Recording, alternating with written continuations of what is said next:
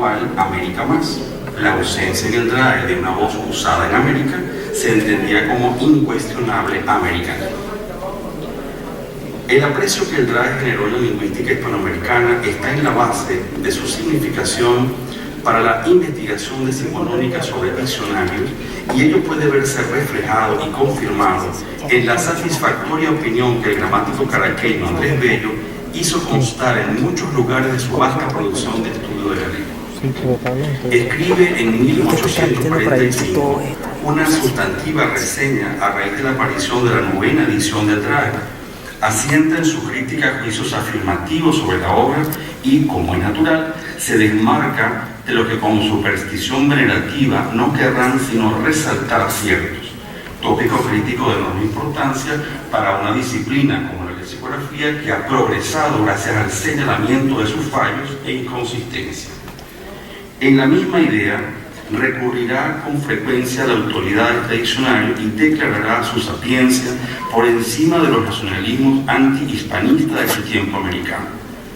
Una preciosa referencia queda consignada en los principios de ortología y métrica de la lengua castellana de 1835, cuando rotula la suprema calificación del diccionario académico como custodio de los usos en los que Bello tanto ha creído. Debemos, dice, seguir en esto el buen uso de que el diccionario de la Real Academia es el expositor más calificado. La Real Academia hará público reconocimiento de estos afectos y sus gestos manifiestos marcarán una etapa muy determinante en la relación que el diccionario y las demás obras de la corporación madrileña tendrán en los estudios léxicos del continente. Bello sería reconocido en dos oportunidades, una en 1851, cuando se le designa miembro honorario, cargo expresamente creado para él, y otra 10 años más tarde, en 1861, cuando lo hace uno de sus miembros correspondientes. Otro venezolano de este tiempo, Rafael María Bará, cumpliría destinos igualmente notables cuando la RAE lo elige indígena de número en 1853, conquistando con ello el honor de haber sido el primer hispanoamericano. Por una ruta alternativa. De Roma viajó a Moscú, de Moscú siguió toda la ruta de Asia, llegó hasta Filipinas, se embarcó en el galeón de Manila y llegó a Nueva España. Y en Nueva España, uno de los sitios que visitó fue Puebla de Los Ángeles, y allí no pudo resistir la tentación de visitar la librería Palafoxiana. Él afirmaba que no pudo ir una única vez, sino que volvió a vez para ver libros particulares, extraños y curiosos, que en ninguna librería de toda la Nueva España he visto. Se trataba de la colección de la Biblioteca Palafoxiana, que muestra la importancia que podían adquirir algunas de las bibliotecas formadas en territorio novohispano. En realidad, este circuito de intercambio también se observa en casos como este, en el que la relación historiada de las exequias funerales de la Majestad del Rey Felipe II, impresa en México en 1600, muestra claramente la importancia que tenía para las autoridades novohispanas el envío de ese libro al territorio español. En la Fe de Errata se decía: la priesa de la impresión de este libro, porque fuese en la flota, causó no quedar tan enfocado de ratas como pudiera quedar. Es un caso interesante que muestra cómo esa vinculación de los libros en el Atlántico se hacía en las dos direcciones. Otro ejemplo interesante, que comento muy rápidamente, es la publicación en ocasiones de unos libros en territorio europeo que previamente habían sido publicados en territorio americano o en Filipinas. Este es un caso interesante de una publicación realizada en primer lugar en Manila en 1680 y al poco tiempo, 2 años después, el libro volvía a editarse, pero ahora en Sevilla. Era un libro del Padre Paz sobre una cuestión de las misiones y aún es más sorprendente cómo este libro, publicado en Manila, reeditado en Sevilla, fue distribuido a través de las redes atlánticas para ser vendido en Nueva España. Para mí muestra claramente ese sentido de circuito constante de intercambio que permite de alguna manera esa circulación entre los diferentes territorios. En este caso es Tomás López de Haro, un librero y libro, impresor y mercader de libros de Sevilla, el que realiza la impresión del libro en su taller sevillano y a continuación lo embarca para ser vendido. Y podemos detectar la venta de ese libro en este catálogo. Este es un catálogo impreso de una lista de libros a la venta que Tomás López de Haro había embarcado en la carrera de India. Es interesante porque es de los primeros conocidos. Hasta ahora solo conocíamos catálogos de venta en América. El primero que se publicó, que se dio a conocer a principios del siglo XX, era de 1689. De tener solamente controlado un catálogo, ahora conocemos 5 catálogos de venta publicados en Sevilla para vender libros en Nueva España. Este es uno de ellos de 1682. Y este es el libro que antes les había citado, que había sido publicado en Manila, reeditado en Sevilla y embarcado para ser vendido en Nueva España. Es un caso singular, pero que muestra muy claramente cómo podía producirse ese abastecimiento de libros. Lo que tienen en la imagen es la lista de los libros embarcados para ser vendidos, en este caso la parte de teología.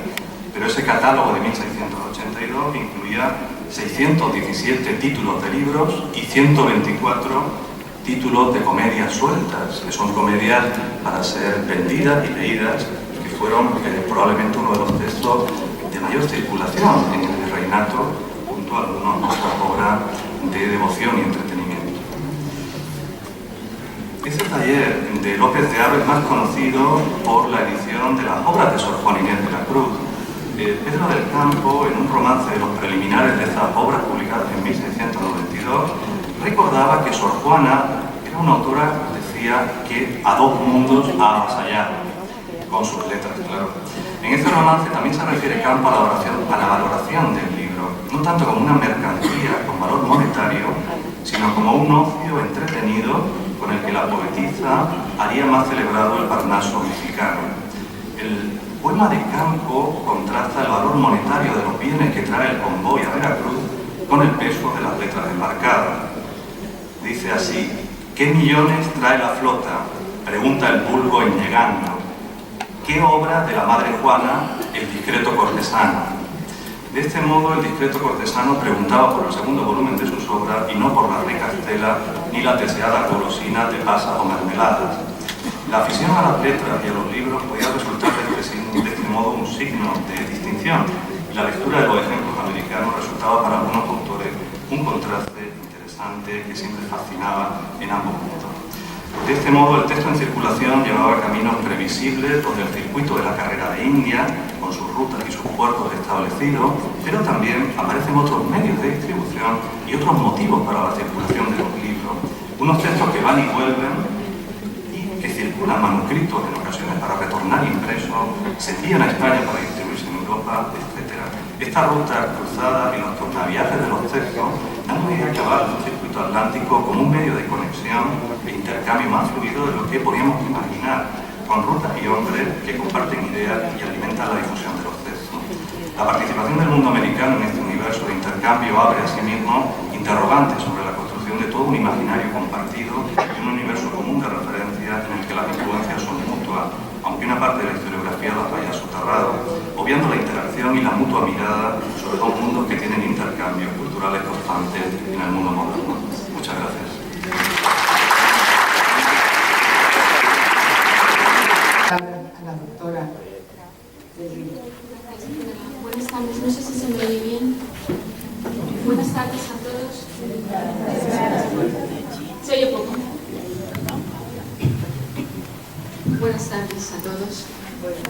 Quiero presentarles mi particular forma de entender a autores de ambos mundos. No son autores convencionales, sino algunos que están prácticamente olvidados, nadie los lee, nadie sabe que existen, porque son médicos y los médicos normalmente no pertenecen a nuestro universo cultural, así que he traído parte de ese mundo para difundirlo un poquito mejor.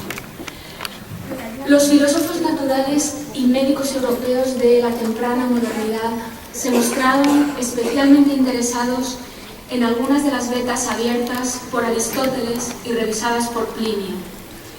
Muy especialmente se fijaron en casos que revelaban la delgada línea de separación los cadáveres y los vivos, y el exterior del cuerpo de su interior. Especialmente interesantes para el asunto que nos reúne hoy, autores de ambos mundos, son los electrocutados, aquellos momificados instantáneamente y quienes se descomponen mientras deambulan sin saber que ya están muertos. En el corpus bibliográfico científico europeo, momias y muertos por rayo encuentran un punto convergente en su apariencia incólume. Intactos por fuera, esconden en su interior ingredientes tenidos por terapéuticos, respectivamente el ungüento conocido como momio y polvos de azufre procedentes de los relámpagos. Sin embargo, la bibliografía española es diferente a la del resto de Europa en su aproximación a estos fenómenos. Aunque comparten una misma tradición cultural, los científicos que trabajaron en la península contaron con el acceso privilegiado a nuevo material procedente de crónicas, libros de maravillas y secretos de la naturaleza americana, cuyos casos estudian en parangón con los antiguos tratados hipocráticos y galénicos para confirmar o rebatir doctrinas milenarias y desarrollar protocolos adecuados, reevaluando la efectividad de algunos tratamientos. Fray Bernardino de Sahagún relataba cómo en el espacio americano los muertos por rayo eran privilegiados a quienes los dioses llamaban consigo. La tradición médica europea, por su parte, los consideraba un condimento beneficioso, como explica el doctor Fragoso, y cito: Filippo Cominio escribió que los cuerpos heridos de rayos no se podrecen, aunque se vengan a secar, y haber sido costumbre de los antiguos no quemarlos ni enterrarlos, porque el azufre que siempre trae consigo el rayo, les sirve por sal. Fin de cita. A falta de electrocutados de donde extraer azufre, el doctor Pérez Fabrique propuso la ingesta de sal, fundamental para detener la descomposición espontánea del cuerpo en vida. Su consumo evitaría lo que le ocurrió a la compañía de Hernando de Soto en la Florida, que empezó a descomponérseles las entrañas sin ser conscientes de ello. El doctor Alonso de Freilas, preocupado por el mismo asunto, advirtió también sobre quienes deambulaban inadvertidamente, a veces incluso hasta meses, con el corazón parcialmente descompuesto. Las noticias de sacrificados en América, que seguían vivos y caminaban unos segundos tras habérseles extraído el corazón, no hicieron más que confirmar esas hipótesis, que previamente solo dependían de la vivisección animal o de relatos cinegéticos. Gracias a los nuevos casos americanos, pudieron confirmarse las sospechas de Aristóteles y Plinio. Al igual que el rayo abrasaba el interior, dejando el exterior intacto, era posible pudrirse por dentro si no se andaba prevenido. Las propiedades de la tierra americana fueron del interés de médicos y cirujanos preocupados por la corrupción y la preservación. La bibliografía española aludía a una conservación óptima en los desiertos de Paricaca, Cuzco, Potosí y Chile, lugares que sirvieron de antítesis a la milenaria piedra sarcófago o Asia, que consumía la carne en 40 días, y también a algunos puntos geográficos conocidos por su rápida descomposición, como notó el doctor Gutiérrez de Godoy, cito: «Cosa es muy sabida en Valladolid, que la tierra del cementerio de Nuestra Señora de la Antigua corrompe y deshace un cadáver en 3 o 4 días. Y lo mismo se ha experimentado en el cementerio del Hospital de Santiago de Galicia». La conservación de cadáveres, espontánea o artificial, es una preocupación universal con ramificaciones médicas, sociales y religiosas complejas. la prescripción medieval recomendaba consumir el momio destilado de cadáveres embalsamados milenarios para restablecer el húmedo radical, cuya cantidad dictaba el límite de la vida. El siglo XVI asistió a una nueva remesa de momias avistadas en sierras americanas, donde los cuerpos quedaban preservados casi instantáneamente. Pero los doctores españoles, liderados por Andrés Laguna, habían comprobado que no tenían propiedades curativas y formaron su propia República de las Letras al margen de consideraciones morales, tabúes y modas. Laguna, orgulloso poseedor de una muestra original del antiguo bálsamo, decidió desechar el remedio 30 años antes de que Ambroise Paré, el afamado médico castrense a quien se le atribuye comúnmente este mérito, llegase a idéntica conclusión.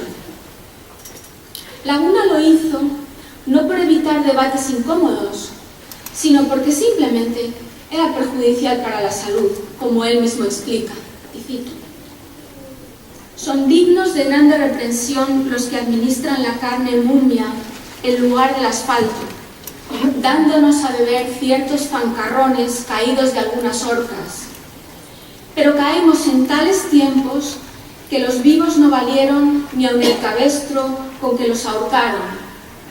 Antes merecieron ser echados del mundo como inútiles y perniciosos a la República. Muertos nos los venden a peso de oro y a costa de nuestras vidas. Dejemos la carne humana para los que quieren ser antropófagos, pues a más que engendra asco, es más dañosa que útil a la salud». Fin de cita. Las crónicas de Indias están repletas de encuentros con momias en sierras y desiertos, pero ninguno de estos productos llegó a ocupar las bodegas de carga para sustituir al ya agotado bálsamo del Mediterráneo, destilado de los cadáveres. Ni se explotaron las fuentes americanas asfálticas, descartadas igualmente por insalubres, en palabras del doctor Infante.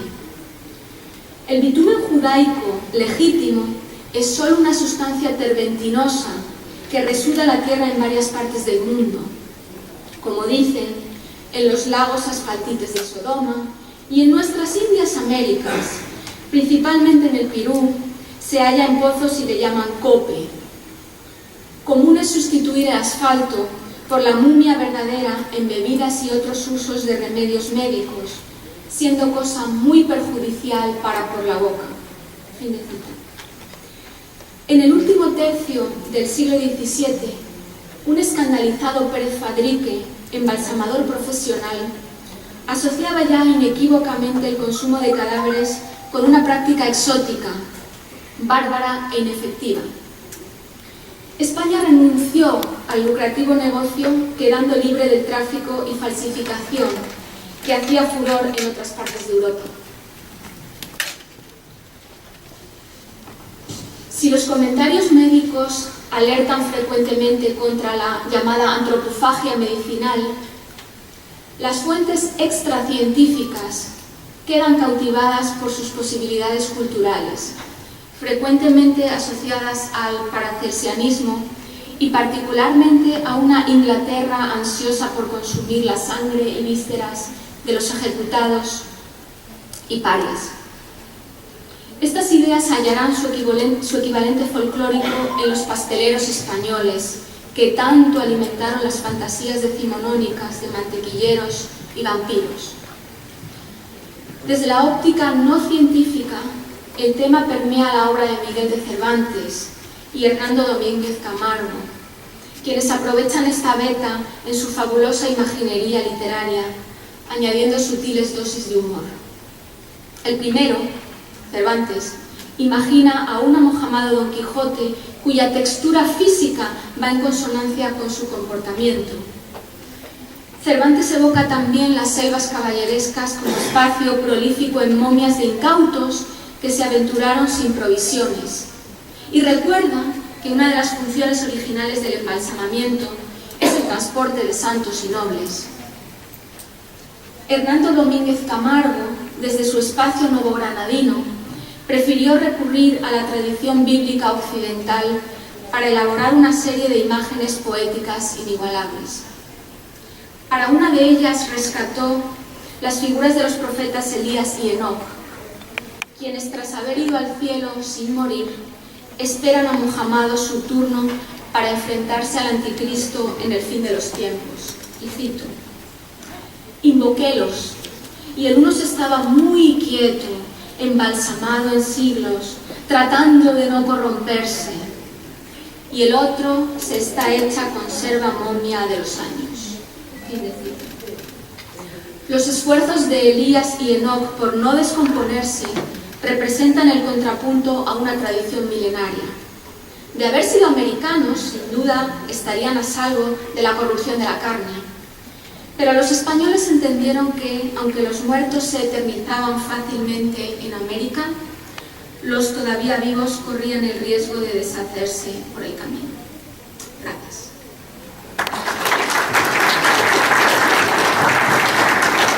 Pedro Cardim de Lisboa es profesor de Historia Moderna en la Universidad Nova de Lisboa, Portugal, y es miembro de la dirección del Centro de Historia de Alem-Mar de la Universidad Nova de Lisboa. Él es especialista en Historia Política y Administrativa de Portugal y de Brasil en los siglos XVI y XVII y trabaja sobre la inscripción hispánica y atlántica de Portugal durante la época moderna.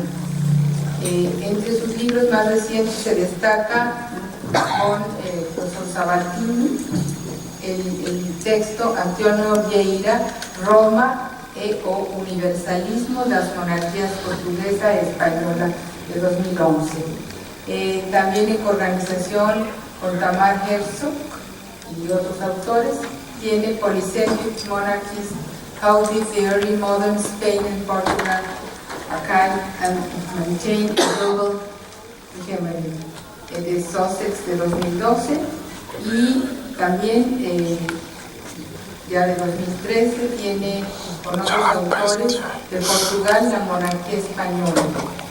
Por último, de autoría propia, tiene Portugal unido y separado, Felipe II, la unión de territorios y el estatuto político del Reino de Portugal, ya de 2013. Le damos la palabra. Muchas gracias. Un gran placer y privilegio estar aquí. Mi primera vez en Panamá, espero que sea la primera de muchas visitas. Voy a hablar a ustedes de un autor entre ambos mundos que procede del mundo portugués. Se llama António Vieira y es un jesuita que nació en Lisboa en 1608 y murió en Salvador de Bahía, Brasil, en 1697. Es decir, su vida cubre prácticamente todo el siglo XVII.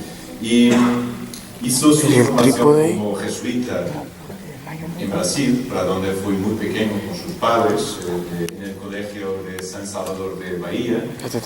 Y después de más de 20 años en América, este señor, António Vieira, ya como jesuita, más o menos conocido por sus pregaciones, va a Europa, a Lisboa, y sigue una carrera de cortesano, diplomático, pues tiene varios cargos en un periodo muy difícil de la historia ibérica, de ruptura entre Portugal y la monarquía hispánica. En 1681 Vieira regresa a América y se va a quedar en América, en Bahía, Salvador de Bahía, Brasil, hasta el final de su vida, o sea, casi 2 décadas más, por lo cual es típicamente un autor que no podemos calificar como portugués o como brasileño o como europeo o americano, porque como voy a decir a continuación, en su vida, su obra, sus escritos, ambos mundos están interpenetrados, con lo cual es un autor que demanda un análisis que mire en simultáneo al mundo americano y al mundo.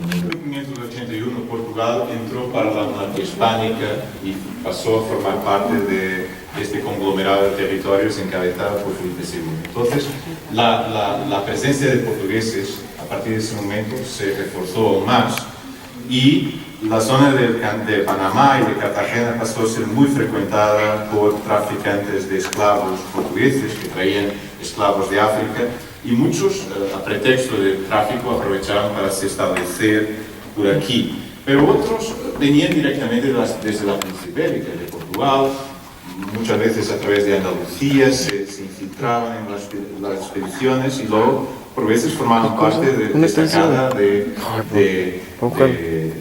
expediciones. Por ejemplo, en inicios del siglo XVII, o sea, justo cuando Antonio Vieira, el jesuita de que os voy a hablar, ya nació, un portugués fue nombrado gobernador y capitán general de Veraguas.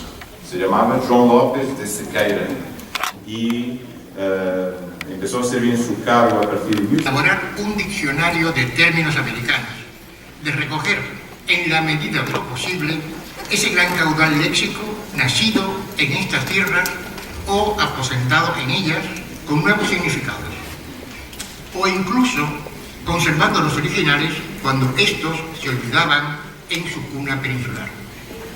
No eran momentos propicios para tan ambiciosa empresa. Faltaban interlocutores, medios de comunicación más expeditos y que naciera la lexicografía moderna, que entonces apenas se veía vislumbrada. Aquella idea, que no debemos permitir que se desvanezca en el olvido, durmió necesariamente un largo sueño. La necesidad de disponer de un gran corpus lexicográfico americano, vacío, nunca salvado hasta entonces, incluyendo los intentos personales, que fueron pocos a lo largo de más de 100 años, se hacía sentir cada vez con más urgencia. La labor esforzada y constante de nuestro diccionario mayor no podía ni debía, dado su naturaleza de diccionario general de lengua, ir más allá de donde iba. Y sin embargo, fue el cálido refugio de centenares de palabras nuestras que así se mantenían con vida. América debe a este diccionario una detallada y abarcadora monografía sobre su presencia en él a través de los siglos. Nuevas esperanzas nacieron en la Ciudad de México al fundarse en 1951 la Asociación de Academias de la Lengua Española, inspirada en la política del entonces presidente del país, don Miguel Alemán, que se resumía en estas breves palabras ya muy conocidas: en la unión está la fuerza. Tampoco este momento importante, muy importante, ha sido estudiado a fondo, será muy breve. Pero lo que ahora interesa subrayar es que aquel encuentro quiso resucitar con ahínco el viejo empeño lexicográfico americanista. De nuevo, los entusiasmos a los que ahora se unía o parecía unirse el esfuerzo colectivo y el empeño de las 20 academias fundadas hasta entonces, todas menos la puertorriqueña y la norteamericana. Es una alegría poder decir a todos que el pasado, pasado es. Que si no hay un propósito historiográfico, no vale la pena mirar atrás, como no sea para aprender mejor la lección recibida. Hoy, un conjunto de académicos y de colaboradores, de hombres y mujeres de edades muy variadas, han trabajado incansablemente, créanme que fue incansablemente, en la realización de este proyecto tan soñado, nuestro diccionario de americanismos. Este diccionario de americanismo ha nacido con una vocación de modernidad y rigor. Por ello, procede ante todo la redacción y elaboración de los rasgos de una definición integral. Es naturalmente un diccionario dialectal. La obra es un diccionario del español de América. Se ocupa desde los Estados Unidos, hoy el segundo país hispanohablante del mundo por el número de habitantes, hasta Chile y la Argentina, en el extremo sur del continente. No se atiende a razones vecinas parcialmente ajenas al hispanismo, a pesar de que el forzoso contacto que han tenido y tienen con él las haya llevado a un importante acercamiento cultural y lingüístico. Son buenos ejemplos de ello Belice, por razón de las migraciones que recibe principalmente de Guatemala y de Honduras, las islas holandesas ABC, Aruba, Bonaire y Curazao, por la influencia que ejercen los medios de educación públicos de Venezuela y Brasil, por la reciente implantación de la enseñanza del español en sus escuelas. Diferencial. Este diccionario es diferencial con respecto al español general. En el plano léxico se entiende por español general el conjunto de términos comunes a todos los hispanohablantes: sol, cama, agua, comer, una religión, etc. Bastante más del 80% de todo nuestro vocabulario, independientemente de la variedad dialectal particular que se maneje. No se trata, pues, de establecer la contrastividad con el español de España, como ha sido habitual hasta ahora. Se ha sido muy cuidadoso con aquellos términos usados en España y en América con acepciones total o parcialmente diferentes.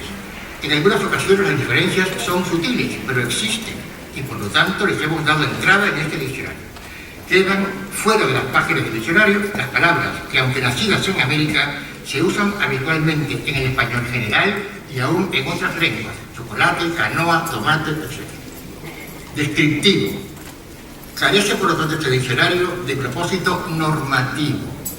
No da pautas para el bien hablar o escribir, ni silencia términos considerados por la comunidad, aunque cada una tiene los suyos, como malsonantes, taburizados, vulgares, extranjerismos, neologismos, ni palabras que aluden a cuestiones de sexo, género, procedencias, defectos físicos o morales, ni términos de la drogadicción, el narcotráfico, la delincuencia, etc., que pudieran herir alguna susceptibilidad. Aunque se trabaja esencialmente con lengua oral, todas las palabras que aparecen en estas páginas poseen documentación escrita. A ello, precisamente, obedece que aparezcan términos como imbebe, paralelo de intoma, persona que bebe alcohol, por ejemplo, que se encuentran en los textos con esa grafía, a pesar de que muestran flagrantes desobediencias a nuestras normas ortográficas. Se podrá observar que también se respetan las diversas variantes gráficas de la misma palabra: moñinga, muñinga, tollete, tollete, pichinga, pichingo, etc. Este diccionario es usual, por lo que recoge términos, sea cual sea su significado, muy usados en la actualidad. También otros, cuya frecuencia de uso es baja, pues los que han sido atestiguados como adolescentes, si bien en estos dos casos van caracterizados puntualmente con la marca respectiva. Sin embargo, la colecta de los términos que componen el diccionario de americanismos ha tenido que ser selectiva, dado el espacio limitado del que se disponía, un volumen de 2.500 páginas.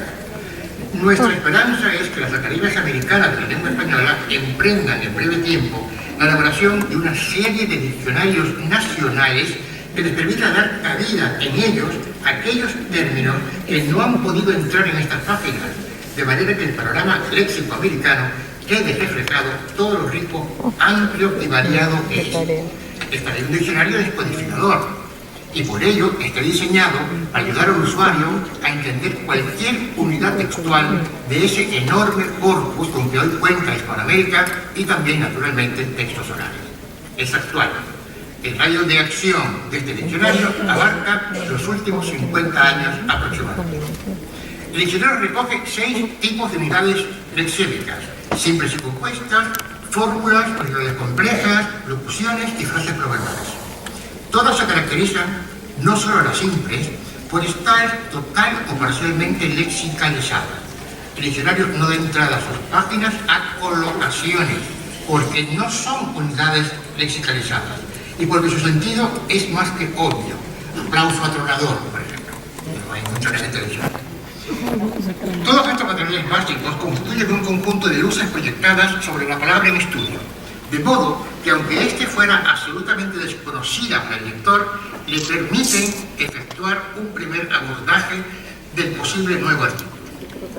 Tanto en el caso de la palabra desconocida, o en una palabra de español general, pero que ha variado su significado en América, el redactor estudiaba cuidadosamente los temas que se retenían en una cierta constancia en las múltiples definiciones que tenían ante sí, y con ello llegaba a saber cuáles eran fundamentales para los lexicógrafos que se habían ocupado con anterioridad del lema en cuestión, es decir, cuáles no debían faltar como nuevo artículo que se elaboraba.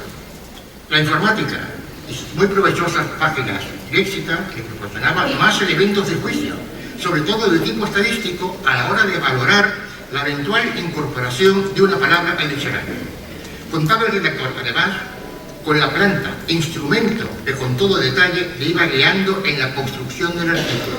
Etimología, si procedía, marcas diatópicas, gramaticales, características de la definición, marcación de sus contornos y del material procedente del conocimiento del mundo que se consideraba oportuno, subrayado las especificaciones que se creían pertinentes y un etcétera que, si no muy limitado, sí ha sido complejo, muy complejo y además muy importante. Una vez que el nuevo artículo obtenía su primera redacción, incluido el señalamiento de remisiones, si las había, ya se consideraba listo para englosar el lemario provisional. No obstante, recibía una primera revisión que tomaba en cuenta múltiples aspectos. Procedía entonces a su inclusión en un entorno de redacción desarrollado especialmente para este diccionario, con el editor KML Exmera.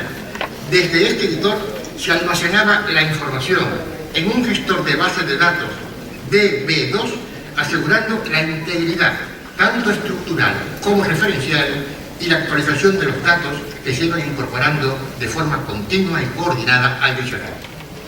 Cuando el equipo de redacción de Madrid completaba una letra o una parte importante de ella, la C, por ejemplo, dada su extensión extraordinaria, era enviado a América en 6 sesiones. Emprendía su viaje a las academias americanas, desde la norteamericana hasta la chilena y la argentina. Es en las academias donde comenzaba realmente el proceso de revisión de los lemas y de los demás elementos que constituían cada uno de los artículos del diccionario. Uso, definición, marcaciones, etc. Este era el verdadero núcleo del trabajo lexicográfico de nuestro diccionario. Porque hay que tener en cuenta que los borradores preparados en Madrid eran siempre, naturalmente, provisionales. Pues salvo los redactores hispanoamericanos con que contaba el equipo, y que en todo caso apostaba únicamente la competencia lingüística correspondiente a su propio país, los demás no tenían demasiada experiencia en el manejo del español. Una vez revisados los materiales por las academias americanas y devueltos a Madrid, se procedía a incorporar las correcciones, que habían sido marcadas según ciertas convenciones informáticas que permitían, en muchos casos, la lectura electrónica de los cambios realizados. El respeto a lo indicado por los informantes americanos en estas revisiones fue absolutamente total, salvo unos pocos casos, por ejemplo, cuando proponían inadvertidamente la introducción de lemas que correspondían al español general. Este diccionario de americanismos es, pues, el resultado de una labor que, aunque muy trabajosa y dilatada en el tiempo, nunca dejó de ser ilusionada.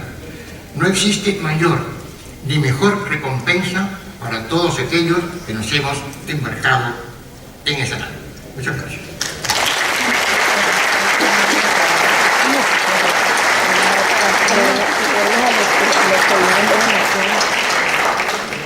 Muchas gracias, Humberto. Don Alfredo Matus, director de la Academia Chilena, catedrático de la Universidad de Chile. Algunas de estas consideraciones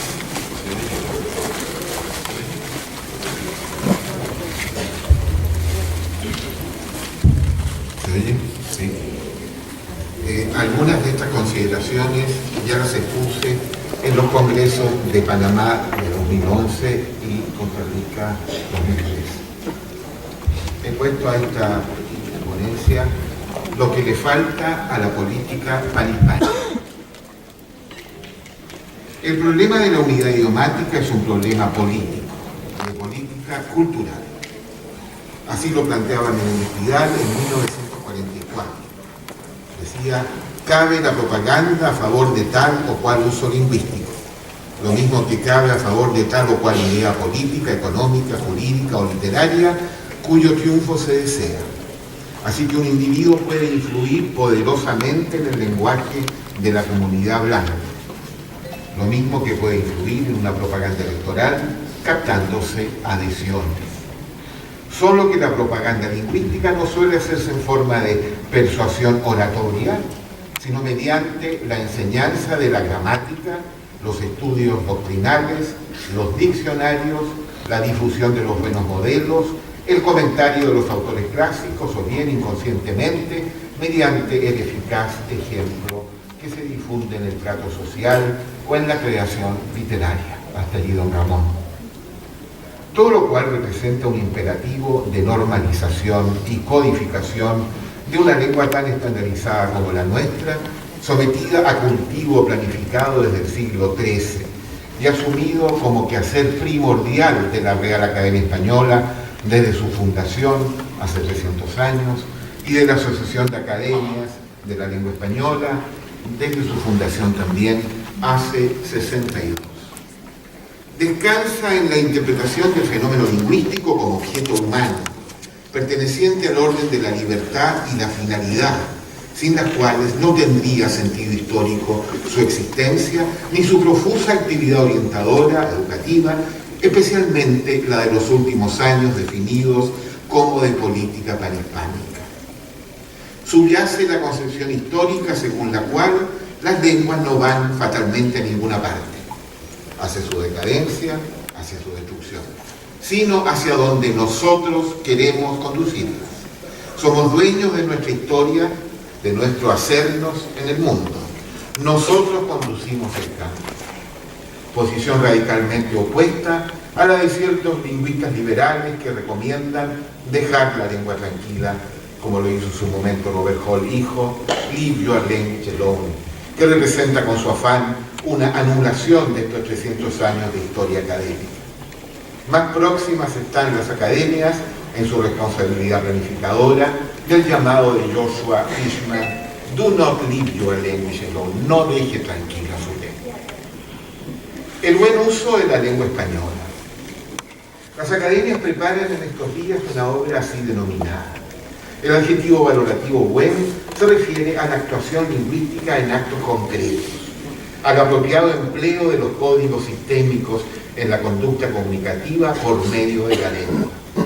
La actividad lingüística, sin embargo, no solo debe realizarse en relación con la norma codificada.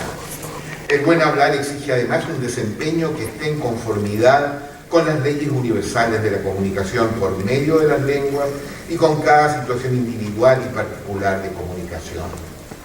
La política panhispánica en estos últimos 15 años se ha ocupado de objetivar la norma y lo ha hecho admirablemente, aunque como toda empresa humana debe ser perfeccionada y habrá que ponerla al día periódicamente si quiere ser fiel y representar a ese río que durando se destruye de negrura. La política panhispánica se ha propuesto restablecer esos códigos, actualizarlos en la descripción sincrónica de los usos, haciéndose cargo de los componentes sistémicos de toda semiótica lingüística, el fónico, con su manifestación gráfica, el gramatical, el morfosintáctico y el léxico. Bien circunscribe el nombre de este panel el quehacer de la Real Academia Española y de la Asociación de Academias, radicado justamente en tales componentes. 3 siglos de diccionarios, gramáticas y ortografías. Y quienes me han precedido se han referido justamente a tales códigos. Toda la política panhispánica se ha concentrado cabalmente en esos códigos, estableciendo así la objetivación de la norma basada en la descripción de los usos ejemplares de la comunidad panhispánica en toda su extensión territorial, respetando su rica variedad interna y su carácter policéntrico. No es del caso nombrar aquí la cantidad de obras fraguadas estos últimos años de política panhispánica, más de una docena, y ya mis predecesores, como lo dije, se han referido bastante a ellas. Solo diré una palabra sobre el componente léxico. Se sabe que el componente léxico ha sido el primigenio en los procesos de codificación de una lengua. Las academias europeas que siguen el modelo de la Crusca han sido entidades prioritariamente lexicográficas, respondiendo al saber intuitivo originario de los hablantes y a su sistema de actitudes, según el cual se reduce una lengua a su léxico. La lengua española está en el diccionario, según esta idea ingenua, por supuesto, de los hablantes. En el inicio del prólogo del diccionario de autoridades, justamente se lee: el principal fin que tuvo la Real Academia Española para su formación fue hacer un diccionario copioso y exacto en que se viese la grandeza y poder de la lengua, la hermosura y fecundidad de sus voces.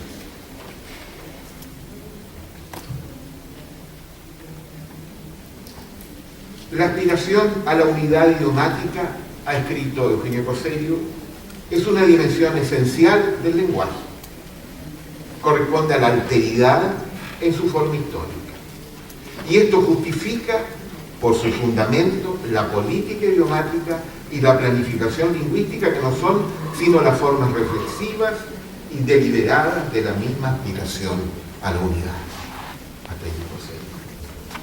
Esta soberbia y productiva actividad idiomática de los últimos 10 años, que hace sólido contrapeso a los 290 años anteriores, única en el concierto de los procesos de cultivo planificado de la lengua en el mundo, resulta absolutamente excepcional en la historia de la lengua española. Ningún momento anterior puede compararse. En tal sentido, no le falta nada a la política panhispánica, o solo le falta que nosotros, los hispanohablantes, y las academias que nos representan y registran nuestros usos, la hagamos carne, la acojamos, nos asociemos deliberadamente a ella. Como la pasión de Cristo, que hay que completar según Pablo de Tarso: completo en mi carne lo que le falta a la pasión de Cristo, por lo que nada le falta a la pasión de Cristo. Lo que le falta a la política panhispánica no le falta nada, pero lo que le falta para que sea lingüística y comunicativamente eficaz es que la hagamos carne en nosotros, vaciándolo además en un paradigma integralista de la actuación idiomática. Resulta claro, para un tratamiento integral del problema lingüístico, que habrá que tener en cuenta que la mayor parte de este quehacer panhispánico se concentra en el valor de lo correcto, como pauta superior de la valoración lingüística. En perspectiva integralista, empero, habrá que considerar que el juicio de lo correcto atañe solo a una de las perspectivas en que se valora la actuación de los hablantes. Ya hace tiempo que Eugenio Cosello sentó doctrina en esta materia, el maestro de Tübingen, de tanta importancia teórico-lingüística y descriptivo-pragmática, que todavía no ha sido discutida ni considerada entre los especialistas de las ciencias del lenguaje en relación con su fuerza explicativa y su valor heurístico, hermenéutico, pragmático y normativo. No puedo referirme a las causas por las cuales esta doctrina no ha sido conocida suficientemente todavía. No es esta la ocasión para desarrollar estos planteamientos. Bástenos con aludir en síntesis por ahora algunos de sus principios. El problema de la corrección idiomática, plano histórico del hablar, se enmarca en el contexto integral que considera también los juicios de lo congruente en el plano universal y de lo apropiado en el plano particular. Y dentro de este último cabe discernir lo adecuado con respecto a aquello de lo que se habla, lo conveniente en relación con las personas con quienes se habla y lo oportuno según la situación en que se habla. Se comprueba, lo decía ya el mismo maestro Cosello, y lo comprueban los profesores, que el mayor número de transgresiones no se produce en el plano de lo correcto, sino de lo congruente, en el plano universal y en el plano de lo particular. No puedo entrar aquí a un análisis de ejemplos, pero solamente mencionaré algunos en que se advierte, ¿no es cierto?, transgresión al plano universal, al plano de lo congruente.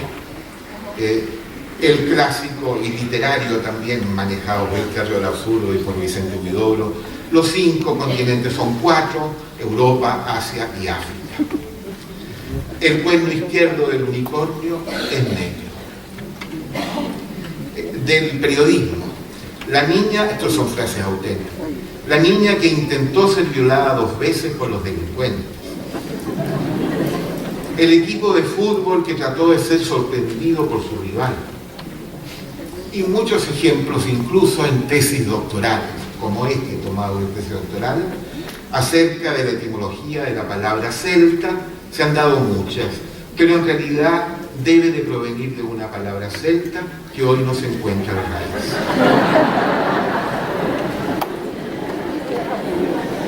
Nada de esto peca contra lo correcto, contra los códigos históricos.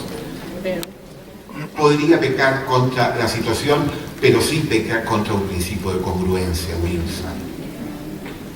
Esta larga historia no tiene 300 años, sino casi 800.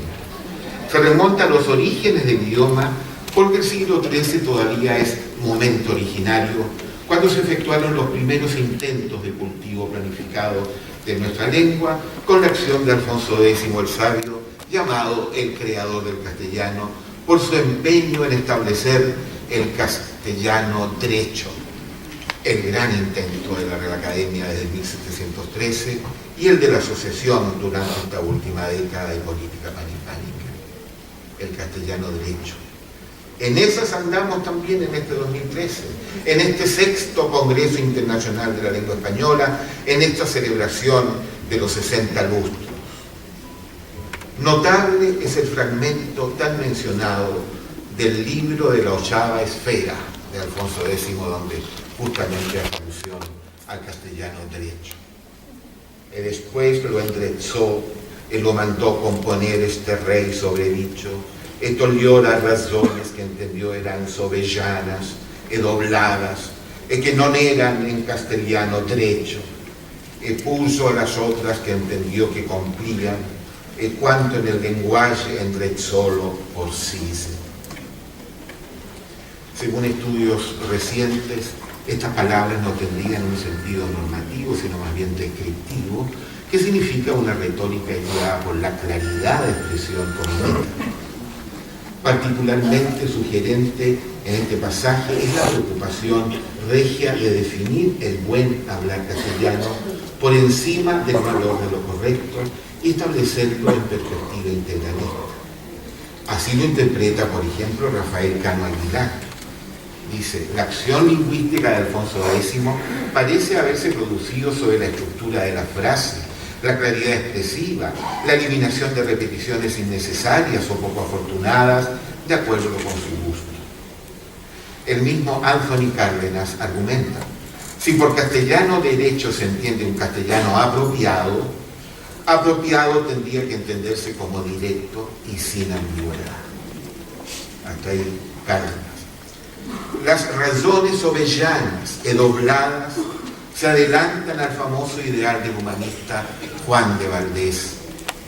Todo el buen castellano, como se sabe por este famoso pasaje, consiste en que digáis lo que queréis con las menos palabras que pudiereis, de tal manera que explicando bien el concepto de vuestro ánimo y dando a entender lo que queréis decir, en las palabras que pusiereis en una cláusula o razón, no se pueda quitar ninguna sin ofender o a la sentencia de ella, o al encarecimiento, o a la elegancia.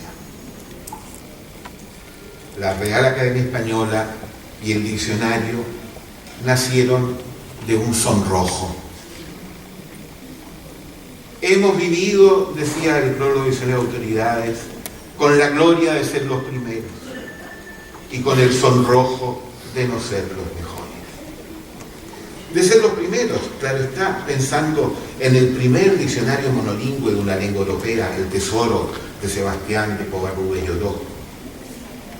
Hoy, tras 300 años de historia fecunda, los miembros de la Real Academia Española y de la Asociación de Academias de la Lengua Española, con su potente política panhispánica, pueden ufanarse, además de haber sido los primeros, de contarse entre los mejores. Muchas gracias.